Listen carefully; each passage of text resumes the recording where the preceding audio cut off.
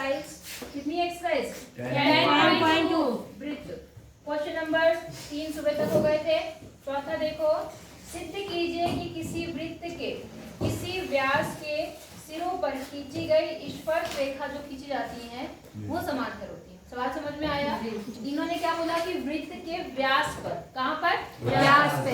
एक वृत्त है, ठीक है, और इसके व्यास पर मान लो कोई भी व्यास ले लो, ये इसका व्यास हो गया जी। इन्होंने क्या करा, व्यास पर क्या खींच दी? स्पर्श रेखा। तो एक स्पर्श रेखा जाहिर सी बात है ऐसे आएगी, एक और एक कहाँ जाएगी? यहाँ पर आएगी। यही तो बनेगी व्यास पर, यही तो बनेगी स्पर्श रेखा। कोई भी व्यास ले सकते हो, ऐसा ले सकते हो, ऐसा ले सकते हो, आपकी मर्जी, मैंने ऐसा ले लिया। अब वो बोला कि जो व्यास पर आपने स्पर्श रेखा खींची है वो कैसी है? समांतर। समांतर। तो मान लो ये स्पर्श रेखा है आपकी BC, मतलब AC आपकी स्पर्श रेखा हो गई, और यहाँ पर DEF ये आपकी स्पर्श रेखा हो गई। बोलो बात समझ में आ गई? मतलब DF आपकी स्पर्श रेखा हो गई। बोलो बात समझ में आ गई? अब आपको पता है समांतर करने के लिए क्या चीज करनी पड़ती है? समांतर करने के हाँ, आप ऐसा क्या, हाँ गुड, एकांतर स्थिति में लाना। बिल्कुल। अगर किसी तरह से आप यहाँ बनने वाले जो कोण हैं उनको एकांतर प्रूफ कर दो तो आप बोल सकते हो रेखाएं समांतर। तो एकांतर स्थिति में है कौन से? D और B। D और B कहाँ है? D ऐसे में जी, नहीं सॉरी E और B। E और B। अच्छा है कि नहीं हाँ, है? D। आपको पता है, आप बताओगे कि केंद्र से जो स्पर्श बिंदु को मिलाने वाली 90 रेखा डिग्री बनता है। 90। यहाँ पर कितने का कोण बनता है? 90 बनता है जी। ये 90 हो गया, ऐसे ये भी 90 हो गया। कोई दिक्कत? इसी प्रकार से ये 90 हो गया और ये भी कितना हो गया? 90 हो गया। हम कोई भी ले लेते हैं, मान लो हम ये ले लेते हैं और ये वाला ले लेते हैं, क्योंकि ये कितना है? 90। ये कितना है? 90। दोनों आपस में क्या है? बराबर। Z बन गया आपका जी। और जब Z बनते तो कौन सी स्थिति में होते हैं? समांतर। एकांतर। इसलिए ये रेखा इसकी क्या है? समांतर। नहीं आई बात समझ? मुझे जवानी सवाल है कि नहीं है? तो आप पहले लिखेंगे, क्या लिखेंगे कि बिंदु ये B क्या है? स्पर्श बिंदु है। केंद्र से स्पर्श बिंदु को मिलाने पर 90 डिग्री का क्या है कोण आपकी? बनता है। क्या नाम है उसका? त्रिज्या। स्पर्श रेखा के साथ 90 अंश का कोण बनाएगी। सेम यहाँ भी कितने अंश का बनाएगी? 90। अब कोई भी दो कोण बराबर कर दो, चाहे इन दोनों को कर दो इन दोनों का योगफल 180 दिखा दो तो अंतर युग्म बन जाएंगे, या आप इनको कर दो, ये सबसे अच्छा है एकांतर स्थिति में, चाहे इसको कर दो एकांतर स्थिति। नहीं समझे? कोई एक कारण देना, कोई एक हमें कारण। पता है। नहीं आई बात समझ में? आ गई। हो जाएगा। तो इसलिए आपकी ये रेखा इसके क्या हो गई? समांतर। हो जाएंगे जी। आगे देखें जी। क्वेश्चन नंबर 5 देखते हैं। 5 क्या है? 5 में देखो क्या बोला है यहाँ पर, सिद्ध कीजिए कि स्पर्श बिंदुओं से स्पर्श रेखा पर खींचा गया लंब वृत्त के कहाँ से होकर जाता है? केंद्र से।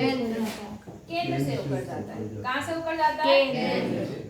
अच्छा, स्पर्श बिंदु से स्पर्श रेखा पर खींचा गया लंब कहाँ से होकर जाता है? केंद्र से होकर जाता है ना। ठीक है,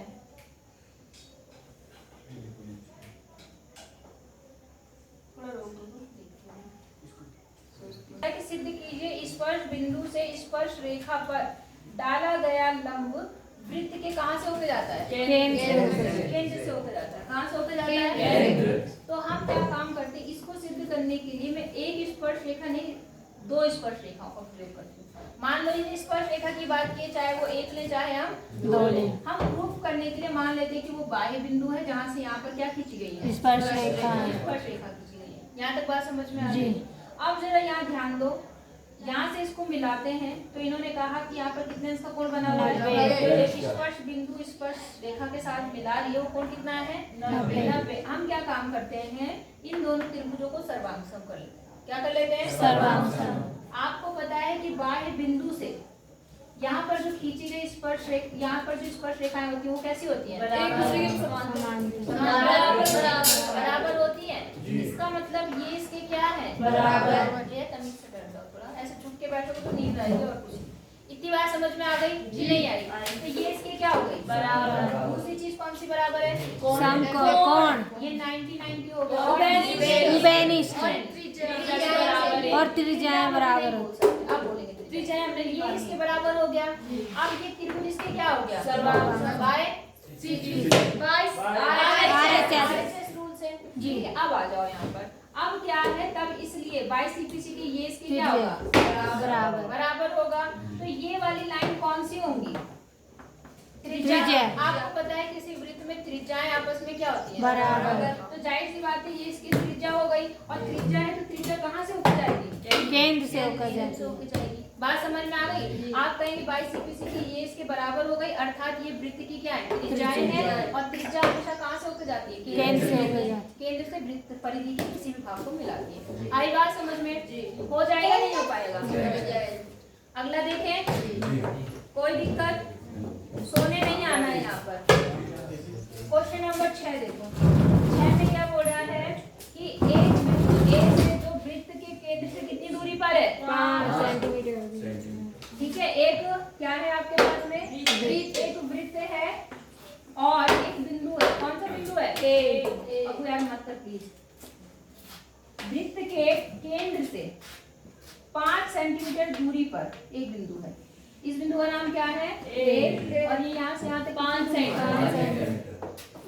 वृत्त पर स्पर्श रेखा की लंबाई कितनी है? 4 सेंटीमीटर। मतलब यहाँ से जो स्पर्श रेखा खींची गई वो कितनी है? 4 सेंटीमीटर। बात समझ में आ गई? अच्छा, तो आपको वृत्त की क्या निकालनी है? त्रिज्या। कितने लोग निकाल लेंगे? निकाल लेंगे? मान लो ये A है, ये O है, ये B है, तो मुझे ये बताओ कर्ण कौन सी भुजा होगी? ये 5 mm का। है ना?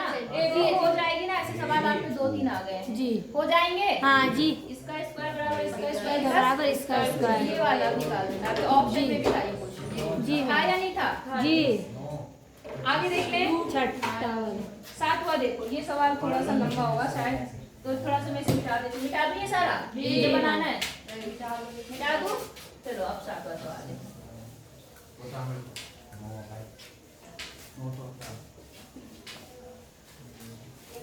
7वां क्वेश्चन देखो क्या बोला। दो समकेंद्रीय वृत्तों की त्रिज्या 5 सेंटीमीटर और 3 सेंटीमीटर है। समकेंद्रीय समझते हैं? जिनकी केंद्र एक हो, एक। जिनका केंद्र क्या हो? एक। मतलब आपने एक वृत्त बनाया, फिर तो- उसी बिंदु पर जो उसका केंद्र है, उसी को लेकर आपने दूसरा वृत्त भी बनाया। समझ गए? समकेंद्रीय का मतलब समझ में आया आपको?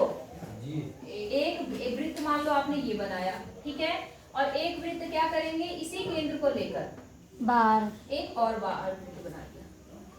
समझ में आ गया नहीं आया?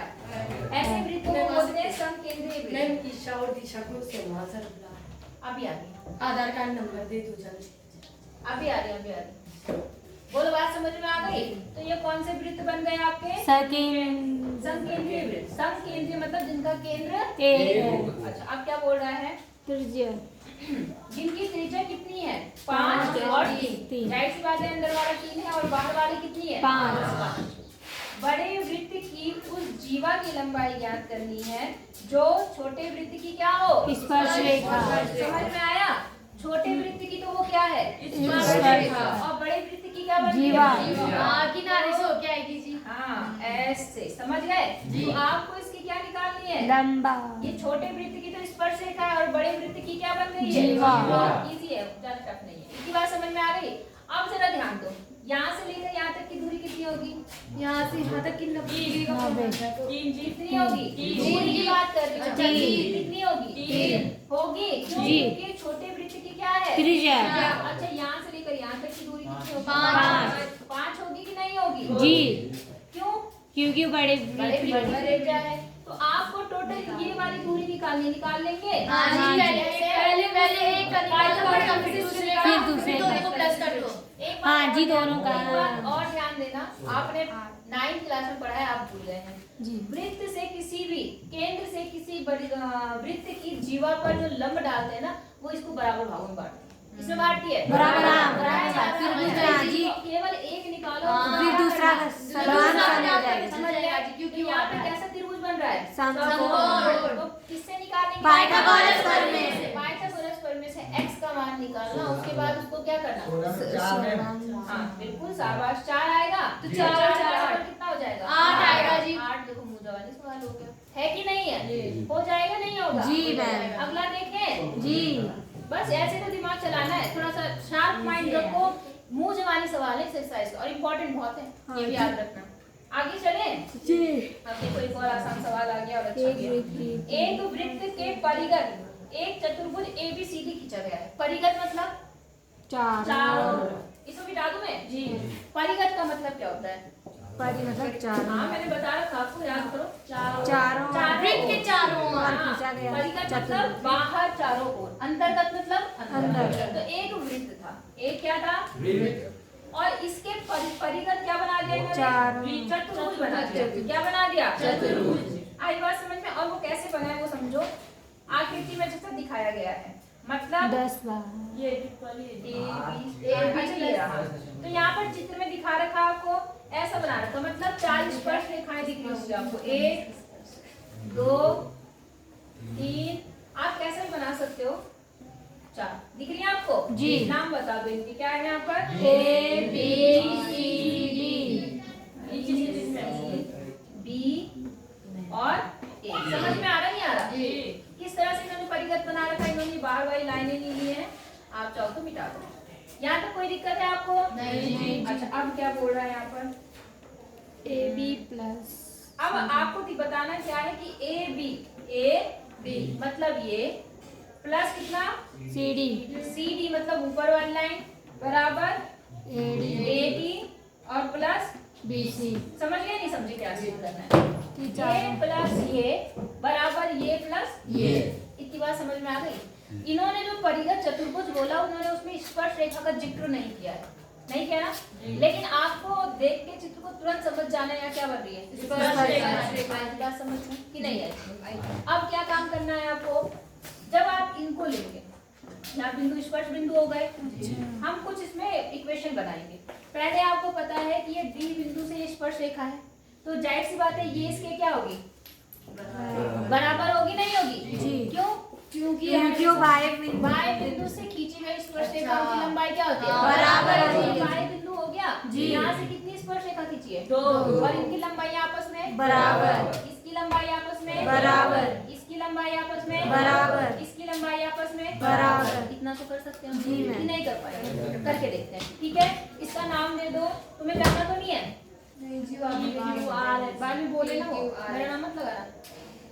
जाना है तो देख लो। नहीं जी कर दो। चलो ये ABCD हो गया, इसका नाम लेते हैं PQRS। अब जरा उत्पत्ति पे आ जाते हैं, ठीक है? उत्पत्ति। कौन सी बताओ, कौन कौन सी बराबर होंगी? फटाफट बताओ, मैं लिखती रखी हूँ। DS number 1। दूसरा बोलो।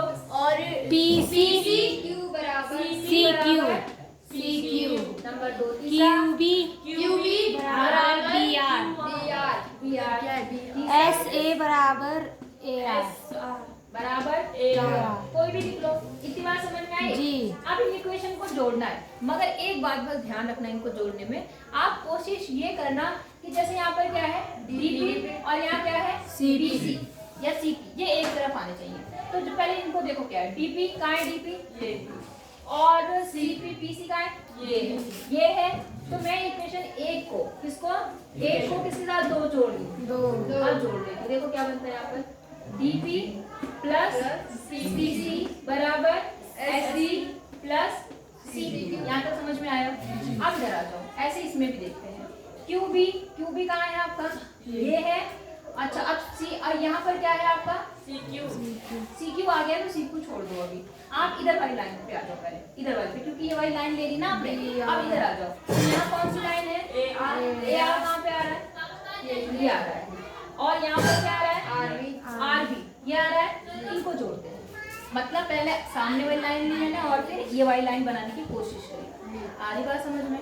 तो आप जोड़ दो, इसको एक तरफ जोड़ना है, इसको एक तरफ। तो यहाँ पर कितना आ गया? BR प्लस AR BR बराबर QB प्लस SS। आई बात समझ में? अब इस इक्वेशन को आपने 5 बोलना है। अब इसको जोड़ो। AR कहाँ है? ये। और यहाँ पर कितना आ गया? ये कितना बन गया टोटल? AB क्या बना? AB बराबर यहाँ पर देखो QB और SS। इसको इक्वेशन नंबर 6 बोलना। यहाँ तक समझ में आई बात या नहीं आई? अब जरा ध्यान दो, यहाँ पर जो लेफ्ट साइड में आ रहा वो क्या आ रहा? AB और क्या आ रहा? CD मैंने यहाँ पे CD नहीं लिखा, वो गलती हो गई। मतलब गलती मतलब इनको मिलाना भी तो था। DP और कितना PC मिलकर क्या बन जाएगा? DC बराबर SD प्लस CQ। ये है क्वेश्चन 5, समझ रहे? अब जरा ध्यान दो, इसमें है ABCD दिख रहा है आपको? तो लास्ट में हम क्या काम करते हैं? इक्वेशन 5 और 6 को 5 और 6 को जोड़ते हैं। जोड़ने समझ पर। में आया? जी। अब जोड़ दो। तो यहाँ पर क्या है? AB और प्लस यहाँ पर क्या है? CD या DC जो भी आप बोलना चाहो, और राइट साइड वाली चीजों को राइट साइड। तो देखो यहाँ पर क्या है, कोई भी पहले लिख दो, कोई फर्क नहीं पड़ता, क्योंकि सब क्या करनी है हमें? जोड़ना है। प्लस कितना है? QB और प्लस कितना है? ऐसे। यहाँ तक समझ में आया कि नहीं आया? अब जरा ध्यान से देखो, जैसे ये इसमें Q आ रहा, इसमें भी Q है, तो देखो CQ और BQ कहाँ है? CQ और BQ मिलके क्या बन गया? BCD। CD बन के नहीं बना, CB बना नहीं बना, BCD। प्लस अब इसको देखो SD और SD मिलके क्या बन गया? DA बन गया। और यहाँ पर क्या है? AB plus CD। और इम्पोर्टेंट क्वेश्चन, इम्पोर्टेंट है क्योंकि कुछ भी नहीं है इसमें, लेकिन है बहुत कुछ। नहीं आई बात समझ में? आगे